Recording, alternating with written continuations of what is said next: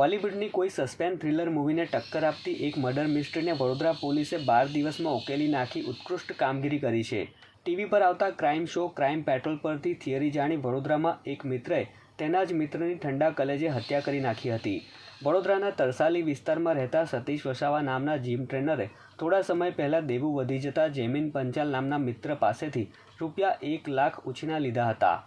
પરંતુ લાંબો સમય વીતી જવા છતાં સતીશ તે પૈસા તેના મિત્રને પાછા આપી શક્યો ન હતો, જેથી જૈમિને અવારનવાર તેની પાસેથી પૈસાની ઉઘરાણી શરૂ કરી હતી, પરંતુ તે પૈસા ચૂકવવા અશક્ય લાગતા શાતિર સતીશ વસાવાએ જૈમિનની હત્યા કરી નાખવાનો પ્લાન ઘડી કાઢ્યો, જે માટે સતીશે ટીવી પર પ્રસારિત થતો જાણીતો ક્રાઇમ શો ક્રાઇમ પેટ્રોલ જોવાનું શરૂ કર્યું અને તેના પરથી મર્ડરની થિયરી જાણી બાદમાં જૈમિનની હત્યા કરવાનો પ્લાન બનાવ્યો, જે અંતર્ગત સતીશે ગત તારીખ 31મી માર્ચે જૈમિનને પોતાના ઘરે બોલાવ્યો અને તેને દારૂ પીવડાવ્યા બાદ ઓશિકા વડે મોઢું દબાવી જૈમિનની ઠંડા કલેજે હત્યા કરી નાખી હતી। એટલું જ નહીં, પોતાના જ મિત્રના મૃતદેહ પરના ઘરેણાં લૂંટી લઈ તેને બેંકમાં મૂકી ગોલ્ડ લોન લીધી અને તેમાંથી તેનું અડધું દેવું ચૂકતે કરી દીધું। જૈમિનની હત્યા કર્યા બાદ શાતિર સતીશે બાઇક ઢાંકવાના કવરમાં તેના મૃતદેહને લપેટી બાદમાં મૃતકની જ બાઇક પર મૃતદેહને વડોદરાથી 10 કિલોમીટર દૂર ધનિયાવી અને રાઘવપુરા ગામ વચ્ચેની નર્મદા કેનાલમાં ફેંકી દીધો હતો, જેમાં હત્યારા સતીશની માતાએ પણ મૃતદેહને સગે વગે કરવામાં મદદ કરી હતી। જોકે વડોદરાની મકરપુરા પોલીસે આ મર્ડર મિસ્ટ્રીનો ભેદ ઉકેલી મૃતક જૈમિનના પિતાની એક અરજી અને ત્યારબાદ ડભોઈ રોડ પરના એક સીસીટીવી ફૂટેજની મદદથી ઉકેલી કાઢ્યો છે। પહેલાં તો આરોપી જીમ ટ્રેનર સતીશ પોલીસને ગોળ ગોળ ફેરવતો રહ્યો, પરંતુ બાદમાં પોલીસની કડકાઈમાં તે ભાંગી પડ્યો અને મર્ડરની કબૂલાત કરી લીધી હતી। જૈમિન પંચાલ જે છે એ જૈમિન પંચાલ ગુમ થયો એ પ્રકારની એક ગુમ અરજી એમના પિતા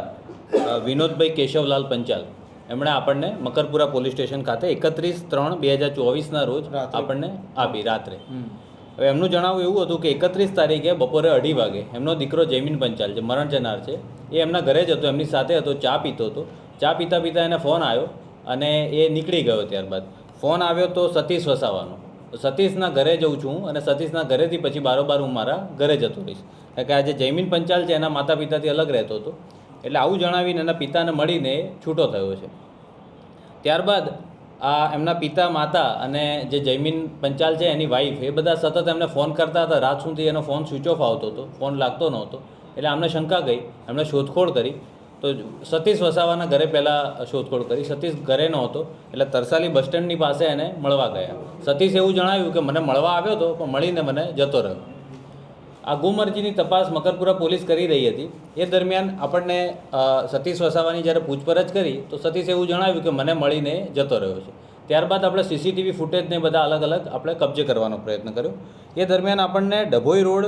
પાસેના એક સીસીટીવી ફૂટેજમાં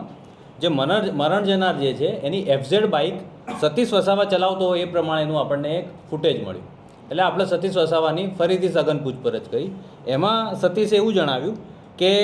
આ જે જૈમિન છે એને કોઈ ટીના ઉર્ફે ગુડ્ડુ નામની મહિલા સાથે પ્રેમ સંબંધ હતો, આવી એક સ્ટોરી એણે ઊભી કરી અને એ પ્રેમ સંબંધ હતો એટલે એને લઈને ક્યાંક જતો રહ્યો છે અને હું એમને મૂકવા ગયો હતો, એટલા માટે હું એ બાઇક ઉપર એમને મૂકીને પાછો ફરતો હતો, એ બાઇક ઉપર હું દેખાયો। આવી સ્ટોરી પછી એ દિશામાં પોલીસે તપાસ કરી, એ દિશામાં આપણને કંઈક એ સ્ટોરીમાં તથ્ય જણાયા નહીં। વધુ જ્યારે આની સતીશની આપણે સઘન પૂછપરછ કરી ત્યારે આપણને જણાવ્યું કે આ સતીશ વસાવા 100% આનું કોઈ બનાવ મર્ડરમાં કે એવી રીતે સામેલ છે। વધુ સઘન પૂછપરછ કરતાં એણે બધું સત્ય જણાવ્યું કે ભાઈ અમે,